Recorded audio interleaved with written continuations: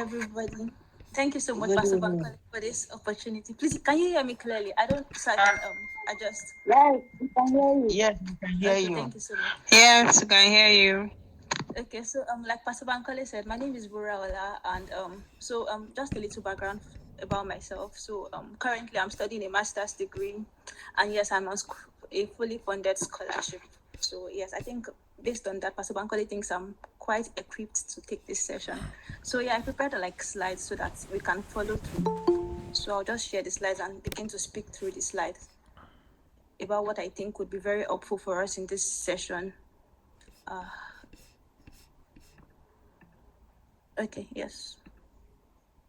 So everything I want to talk about today would be about applying for a master's scholarship and just how to make successful applications for master's scholarships. So yeah, the first thing I want to do is just to like give some information or say some things that I think would be very helpful for us, for every one of us through this process. So if you want to like get a scholarship and you want to go to a good school and everything like that, it requires preparation. And that's why the first thing I would say is everybody needs to start preparing as early as possible. And like as soon as you think you have the feeling or the desire to go for this thing, just start preparing. And preparation is not so difficult, which I will go through in later slides.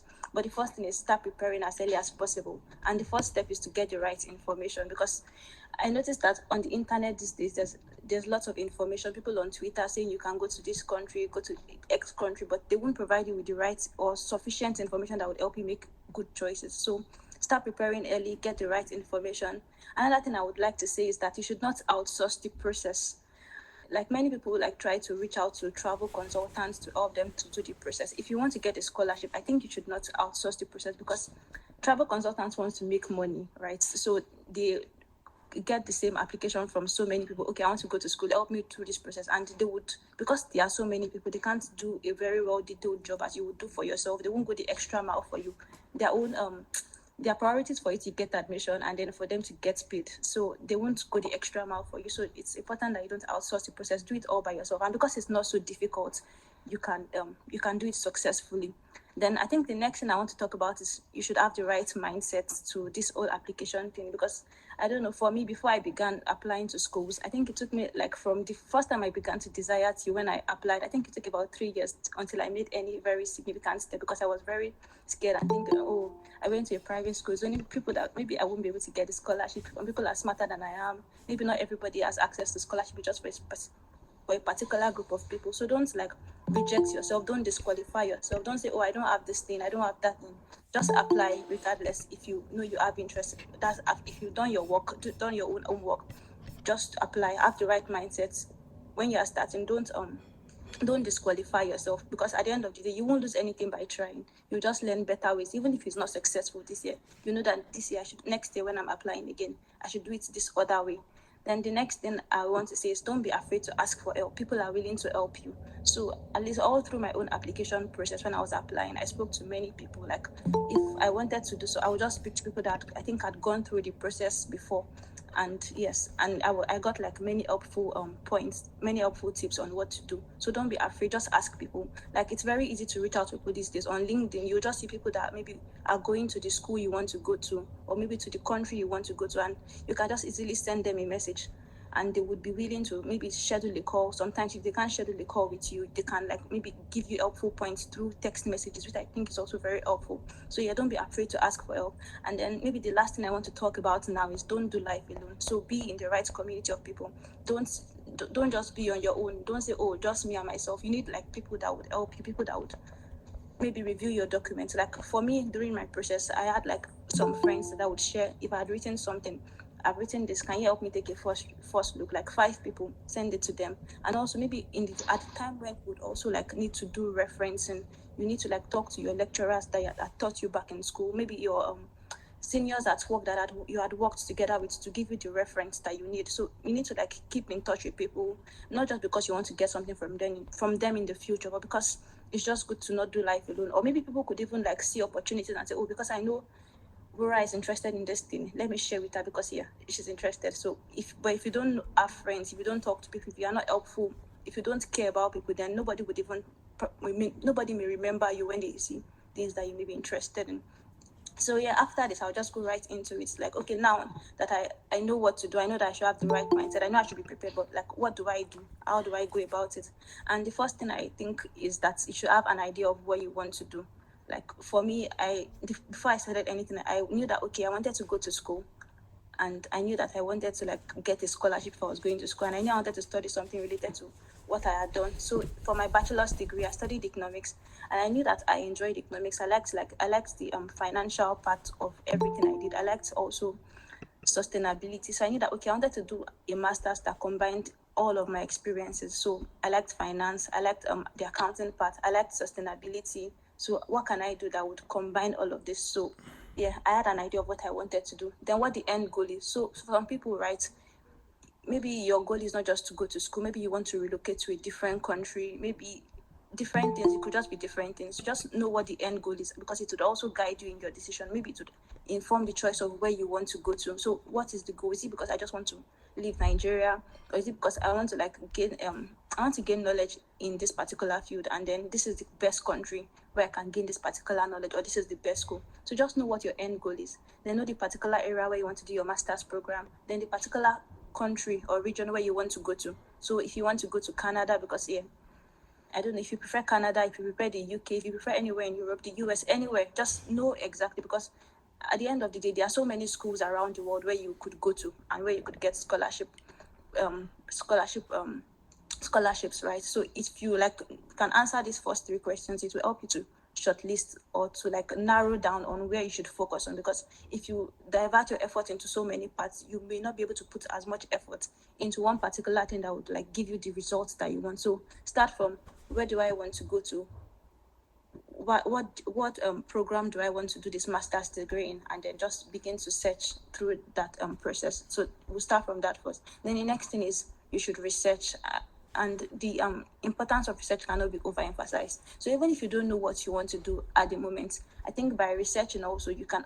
have an idea of what you want to do. Maybe if you research on a particular field, maybe if you're a scientist and you say, oh, I like this particular area, but if you like read more things in that area through research, you can say, okay, maybe I would focus on this other area instead. Maybe this one is more lucrative. Maybe I'll get more opportunities from this. So the importance of research cannot be overemphasized. And to research, I think the first place you should go to is Google, right? Google is you can get almost anything by doing a simple Google search, even if you don't know the exact thing. Maybe what kind of master's degree makes the most money, or if I like this thing, what master's degree should I do? You may not get the exact information you want, but it would like direct you to helpful pages that would guide you. So Google search.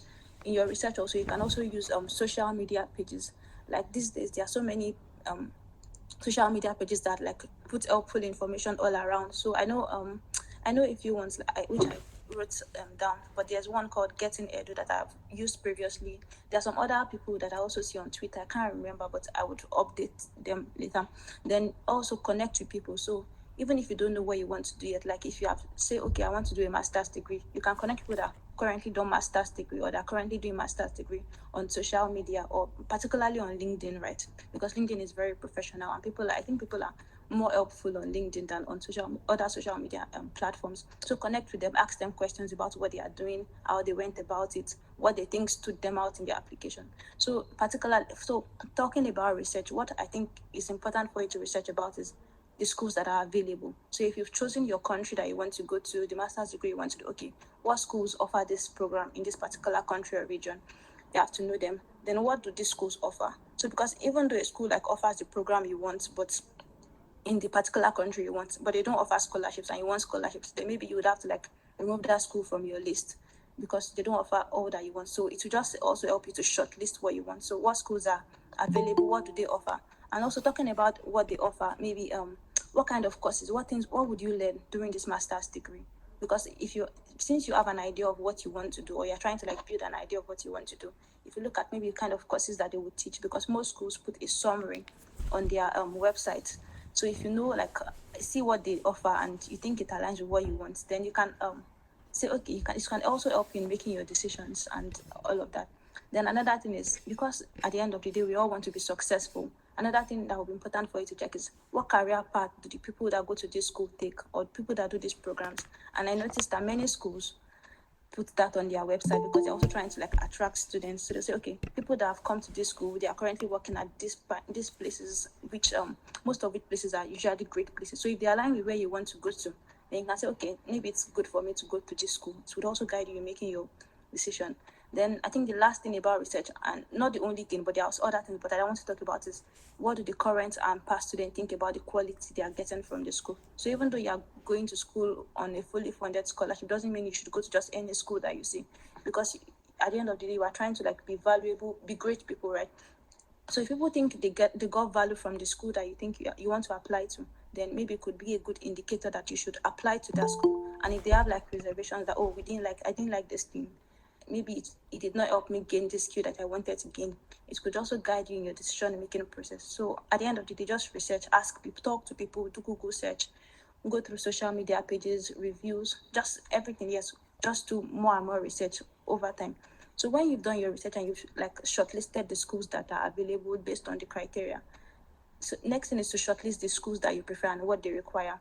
And so basically, so if I've chosen so for my own application process, I was focusing on I had one school in the US I wanted to apply to, then one school in the UK, then one school in Spain, and then my current school, then one school in Canada. And what I did was, after selecting all of those schools, I had an Excel sheet. I noted all the requirements that they required of me, all the things they required of me. So I noted them there, and then I began to like check the ones I had and the ones I did not have. So next thing after shortlisting is for you to also do the same thing. Do I have what they require? Can I get them easily? If I can't get them easily, what would it take for me to get them? So just shortlist and do that. Then next thing after shortlisting is get to work. So begin to like get other things that you don't have. If you need to write essays, begin to write them and just continue. So yes, the next thing, okay, I wanted to also mention some helpful websites that you can go through. So there's Getting Edu, which I previously used and which I think is very helpful. They share opportunities and how to like do good applications. And they also have like some courses. If you think you want to take courses to just help you build your confidence, like maybe what I need to expect, then you can use them. Then there's opportunities for Africans. They post opportunities, scholarships, fellowships, different things, which I think are helpful. Opportunity desk, then scholarship positions too. Then so yeah, I want to talk about like common requirements that many schools require. Not all. Some people don't require all of these things, but some of the common things that you probably need to submit during your application processes is your one is your academic transcript. So yes, your results from your bachelor's degree or maybe any other degree that you've had. So I think one helpful thing that for me was I already had this immediately I finished my undergraduate study. I already had it at my student copy, which I used for my applications. So it will be helpful for you to apply now for your schools if you're interested, so that you can get them, particularly if your schools take like longer processes. So apply for your academic transcripts. The next thing is your CV or resume. Just the same ones you probably used to apply for jobs, but you just need to like tweak it to fit what you are currently applying for your current program. Then another thing is a statement of purpose. Some schools call it statement of interest or different names, but at the end of the day, what they want you to show through this statement is whether you're a good fit for the program. So I'll talk more about this in my subsequent slides. So yes, statement of purpose. Then one school I applied to ask me to describe my research interest and how it would be valuable to like the world. So yeah, it could also be something that you may be asked. And another thing is references. So maybe typically it could be from your university lecturers or some people that you have worked with. That's why I say it's important to like cultivate relationship with people across, but everywhere. Just don't even if you change jobs, don't burn bridges. If you leave school, don't forget your lecturers in school. Check up on them once in a while so that when you need their help, they will be willing to help you. And you can also like be able to. So even though they will really help you, if you build relationship with them, you can tell them that, oh, this is what I'm applying for. Please, I want you to describe me in this kind of way. I want you to highlight these particular attributes that I have. But if it's someone you don't really talk to, then you may not be able to like give them that information or talk to them in that kind of way. Now, another thing I think is important that many people should get is their international passport. So like even if you're not ready yet, you can get your international passport. It's valid for 5 years, or you can do the one for 10 years. It's just so that when you need it, and because you know that there are so many things that could delay it in Nigeria, when you need it, you can easily get it. or you can easily like have it at hand. So yeah, get your international passports. Yeah, so talking about statement of purpose, I just wanted to like show examples of some kinds of examples of like the questions I've seen about statement of purpose. So this was these are for two schools, so two of the schools I applied to. So one school said, explain your short-term, immediately post Masters in Finance and long-term career goals. Combined with your background and interest, how will Vanderbilt Masters in Finance degree help you reach these goals? 500 words maximum. So it's not very long, just 500 words. Another one said, letter of motivation answering a question why you are interested in the program and why you're a suitable candidate. I think these two questions are like trying to say the same thing, just who are you, what's your background, and why are you like the best person for this like why should we admit you, what value are you going to bring, and how would we add value to you. So you're just like selling yourself and also trying to tell them that, oh, you're a good fit, and trying to like make their own heads swell too. So sometimes I think this is one part that I thought was quite difficult for me, and I realized over time that it's not as difficult as I thought it was, based on at least practice that I've done and over time all the ones I've written. So I would just like try to also like go deeper on what I think it seeks to answer. So that's who are you? That's your relevant personal experience, academic experience, and professional background, as well as where you hope to go to in the future. So, and I think the idea behind it is that they want to know that you're a good fit. You have like the prerequisite, maybe knowledge, maybe not very serious knowledge. Maybe you can just say, okay, sometimes you could be how like hardworking you are through your grades. You could just try to highlight that more, or maybe how when you were in your school you combined beyond your academic work, you combined other extracurricular, and it did not make your academic work to suffer. So just who you are. And I think one very common thing about this who you are part of statement of purpose is that people try to talk about like when I was a child, which is fine. Sometimes maybe that part is relevant to the statement of purpose, but it's not limited to that, because sometimes it was not when you were a child you realized you were interested in this thing. Maybe you were much older. Maybe it was like even last year. It's still fine, even if it was not like when you were a child you became interested in this particular field. So don't let that disqualify you that, oh, maybe if you see people's statements of purpose and you feel like, oh, all these people have been interested in this thing like a long time before now, don't worry, just it's still fine. Even if you just got interested now, it's just like how you're able to write and convince them that you are a right fit, like this your person, this who you are is a right fit. Your academic experience is relevant to this. And it doesn't mean that because you want to apply for, so like maybe if you have like a science background and you want to apply for something that is not particularly very scientific, doesn't mean you can't still apply. Maybe because you don't have like the a direct experience to what you want to apply for now. You can just still tell your story around it. Maybe something else got you interested now that you are much older. So that's why it is only relevant experience that you need to like put, not just everything about yourself, just the part that would make the story coherent, make the story you're trying to tell coherent. I think another question that this statement of purpose also seeks to answer is, why are you choosing this school and why are you choosing this particular program? So if I want to go to, if maybe like my school now, why do I want to go to Stockholm School of Economics? What do I think is valuable about the school? Then why am I choosing a master's in finance? What's motivating my decisions? And I think a good way to answer this particular question is through research, like I mentioned earlier. Go on Google, read about almost everything you can see about the school. Maybe if you see that, oh, this school has a good rating, like maybe they were rated as one of the top 20 schools, top anything schools, you could be like, oh, that could be one of your reasons. Or maybe you see that you'll be exposed, maybe if you go through the school's website, you see that, oh, I would learn XYZ, and this is something you thought you wanted to learn. Then you could say, oh, because of this particular reason that I've seen, this is why I want to go to this school. But at the end of the day, before you can answer this question successfully, you need to do research and like just have enough information, because you won't just say because I just like this school. You need to like be convincing, because you also need to remember that you're not the only one applying, but that should also not discourage you. It should just only help you to do the right thing, like go the extra mile. Then the last thing is how the school and the program will contribute to your desired future. And at the end of the day, in the school, see these schools like as if they are businesses and they're trying to like have the best alumni. I think that's why if you look at some schools, they will talk about like past alumni. Maybe if the president went to their school, they want to say, okay, this president in this year attended the school. They think it's a selling point, and they want to also see students that are very ambitious.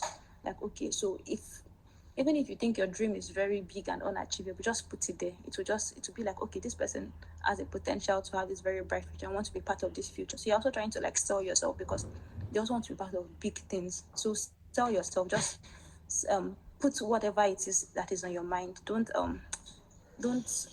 be humble in a way that would be a disadvantage to you. So just if you have big dreams, put it there. I'm sure they would want to partner with your big dreams. So yeah, that's a summary about statement of purpose. So I want to try to put up one of my application documents from one of my statement of purpose from last year, so that's just to show an example briefly in like 5 minutes.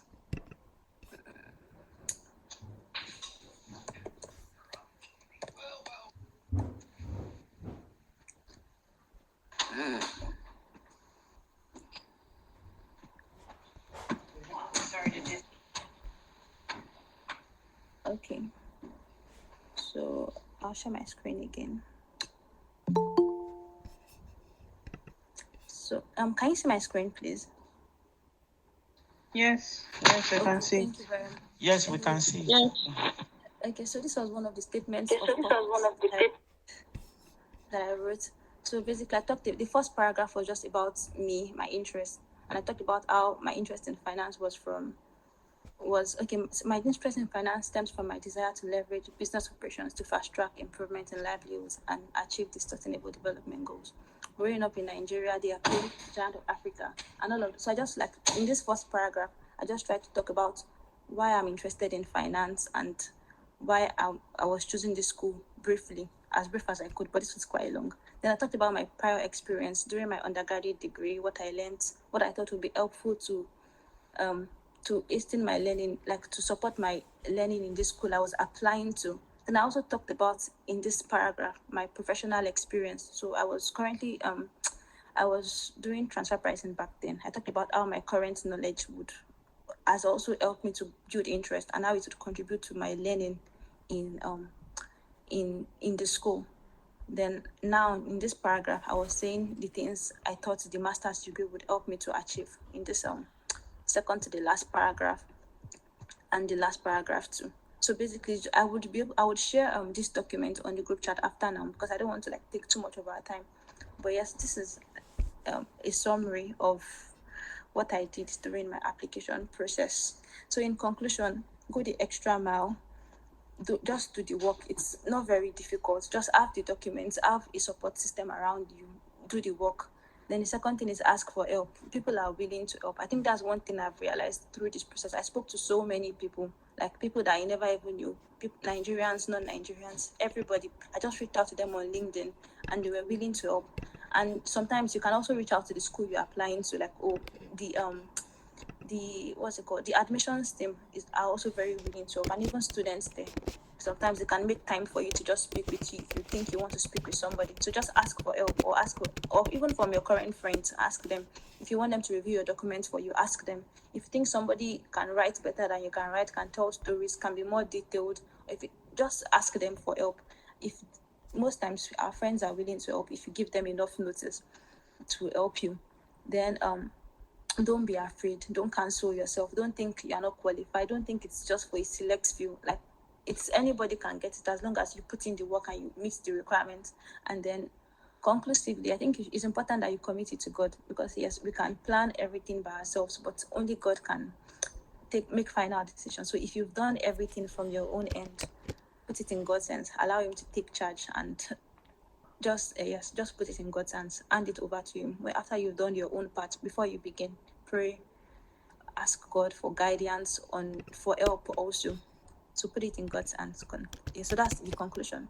So if you have any questions, please you can let me know. Thank you very much, everybody, for listening to me.